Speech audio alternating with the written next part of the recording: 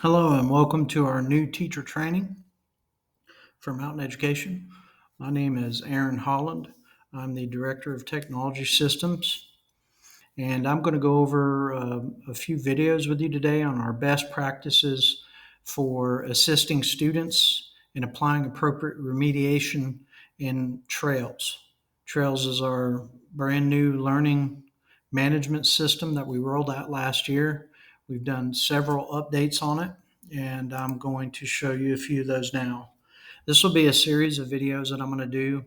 You'll need to watch all these videos in their entirety, and then you'll need to sign off on your training along with your campus principal and on-duty tech. Once I get that sign-in sheet, I will grant you access to Trails so you can get in and do what I'm about to show you now. So when you first get access to Trails, how you're going to log in, you're going to go to ontrack.mymec.org. You're going to click sign in with Google. You're going to choose your MEC email, and it's more than likely going to default you to OnTrack. Okay, the very first time you log into OnTrack, it's going to give you a empty layout here where you're not going to have access to anything. That happens the very first time you log into OnTrack. So if you've not logged into OnTrack yet, I would encourage you to do so. It usually takes about one business day for our network administrator to give you access.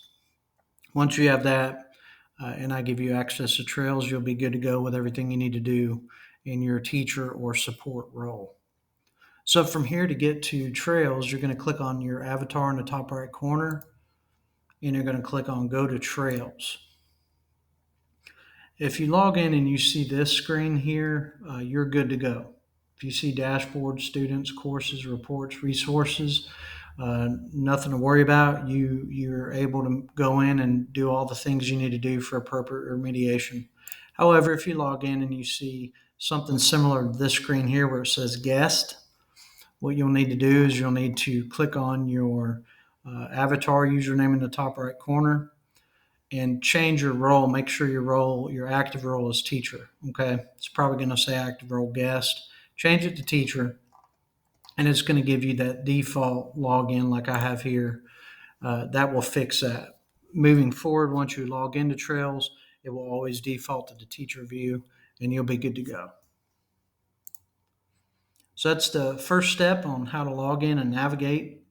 I'm going to go ahead and show you the teacher course preview. I know a lot of folks have questions about this. We have options in Trails that allow you to view the content of our courses before or during your assistance with students. So if you have some free time and you want to take a look at the content in a course, how it's digitally delivered to a student, this is a very good way to do it. Okay, so what you can do is click on a course. I'm going to go and go to biology just to show you. And then I'm going to use a filter. This filter is going to be your best friend. You can filter it to select specific students, depending on what campus you're at. Like Cherokee has several students enrolled in several different courses. This is the best way to do it so you can assist a student immediately, okay? It's hotkeyed, so you can use first name, last name, or a variation of the name to find the student, okay? So what I'm going to do in this scenario, I'm just going to go into student 107, and I'm going to show you what you can do in any of the lessons, okay? Any of the lessons, whether a student has access those lessons or not, you have what's called a teacher view, an unrestricted view. So all you have to do is just click on the particular lesson in question. Pause that and mute that. And you actually have the teacher view version. Students don't have this.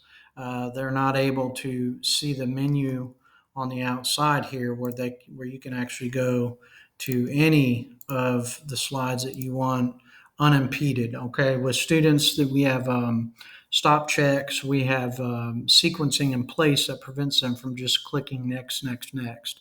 Um, is a good way for you to be able to see the content. If you have a student that's stuck on a specific slide or has more questions, you can go straight to that slide. I always recommend going into full view, and that way you can use your slider on the right side here to go to any of these.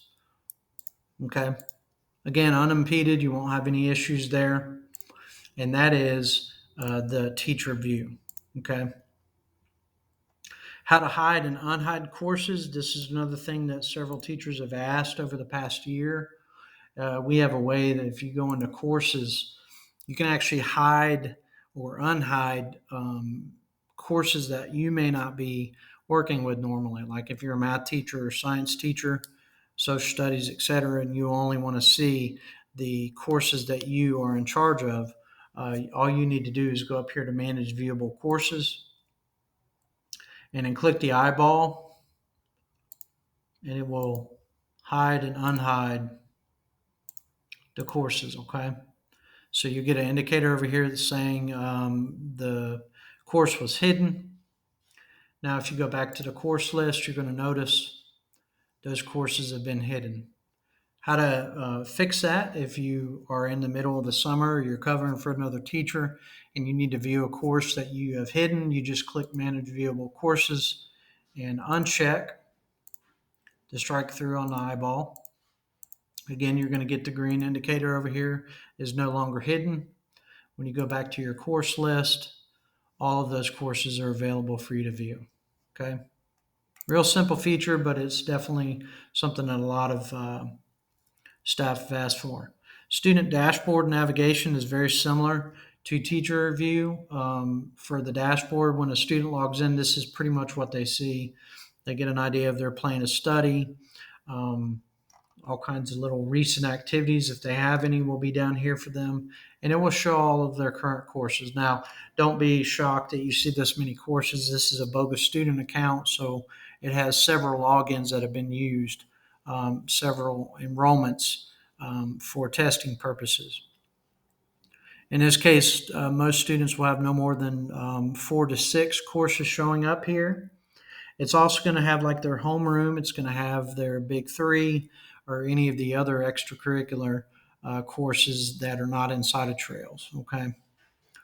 Um, from here, a student to access a course, all they need to do is just click on the course, and it will take them to that particular course where they can begin working.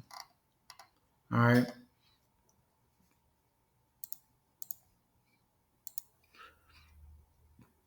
So real-time student monitoring is something that we've added to Trails. We didn't have that in our previous learning management system, and we added it, and it is a very good feature. There are 3 different places that you can view student activity to see whether or not they're online. This is very helpful if you're working virtually, if you're working for Resupply or Quest. Maybe your campus has been closed for the evening, and you just want to get a good idea of what students are active in what courses. Okay. So what I'm going to do is I'm going to show you how to do this. Okay. The first way to do this is go to Students and then look up the particular student. In this case, I'm going to Student 107. And when you click on them, it's going to bring up their current course enrollments. And what you're going to see is if they're enrolled in any Trails course and they're in that Trails course, it's going to have a green indicator that shows that they are online. Okay. So if you mouse over this, it's going to show online, and then it's going to give the indicator down here in what course they're at. Keep this in mind if they are accessing a course. We don't have very many of these left, but it is possible that they are online, but maybe are in a course that's not in Trails. Right now, we only have Math of Finance that's not in Trails. Now, if it's a PE course, if it's a work-based learning type course, those are not going to be showing up in Trails because students don't access those courses online. Okay. Most of those courses are set up in person. The second way you can do this is you can actually go over here to On Track, go to your students, View the student. Again, I'm going to look for student 107.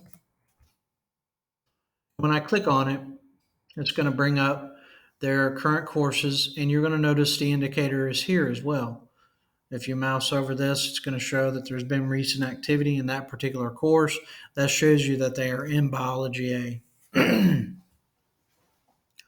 Going back to Trails, the final way that you can do this is if you go into courses. This is probably a big way that many staff will be using this. And click in any grade book for any of the courses that you want to see what students are active. And you have an active indicator over here.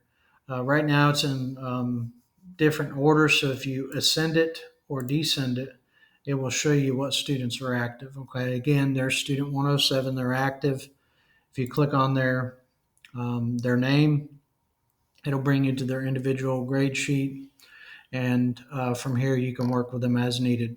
This is a good little way for you to reach out if you need to email, say, hey, I noticed you were online. Do you need help with anything? A lot of our resupply Quest teachers do this.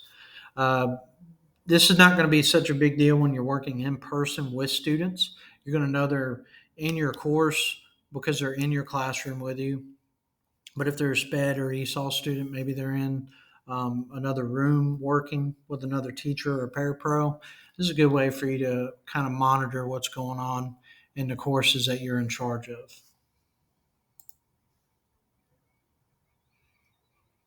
That's pretty much going to finish up this very first video. This is, again, a introductory video.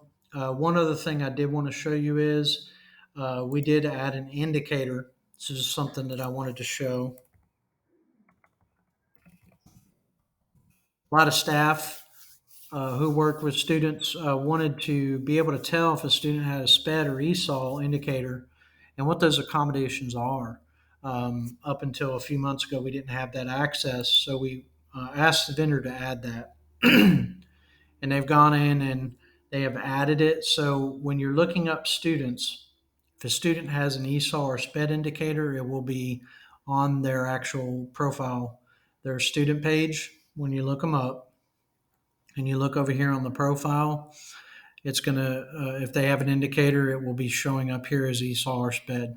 Now you can click on these and it will take you to their actual profile. Okay. And this is where you can click on the box to see what the accommodations are. Okay.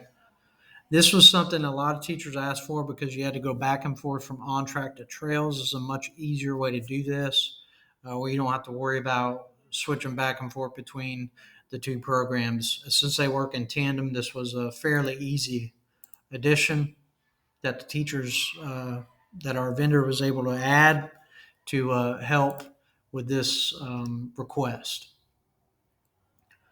In the future, we will be adding this pretty much where you saw in courses. We are going to add a flag area. If you notice, we have the student info here. When this loads up, I'm going to go ahead and bring up student 107. And eventually we'll have another tab here in the student info that will say flag. And again, if they have an ESOL or SPED indicator, you'll be able to click on that and get that information from there as well. That's coming in the near future, so stay tuned.